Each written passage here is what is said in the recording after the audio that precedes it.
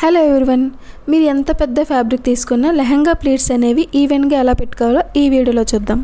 నేను ఒక ఫ్యాబ్రిక్ లెంత్ని ఎగ్జాంపుల్గా తీసుకొని చెప్తున్నాను. నేను తీసుకున్న ఫ్యాబ్రిక్ లెంత్ 164 ఇంచెస్. 164 ఇంచెస్లో నుంచి 4 ఇంచెస్ అనేది మైనస్ చేస్తున్నాను, ఎందుకంటే లెహంగాకి 2 ఎడ్జెస్ కూడా ప్లెయిన్గా ఉండాలి. రిమైనింగ్ ఫ్యాబ్రిక్ లెంత్ని మీ వేస్ట్ లెంత్తో డివైడ్ చేయాలి.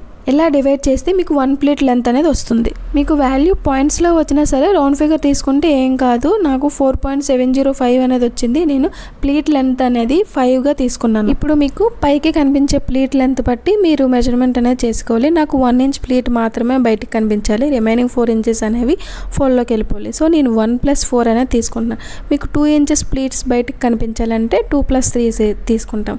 సో అంటే 2 అనేది బయటకు కనిపిస్తుంది, 3 ఇంచెస్ అనేది ఫోల్డ్లోకి. స్టార్టింగ్లో 2 ఇంచెస్ అనేది మైనస్ చేసి రిమైనింగ్ ఫ్యాబ్రిక్ని ఇలా 1 ఇంచ్ దగ్గర 4 ఇంచ్ దగ్గర మార్క్ చేసుకుంటూ టోటల్ ప్లీట్ లెంత్ 5 ఇంచెస్గా మార్క్ చేసుకోవాలి.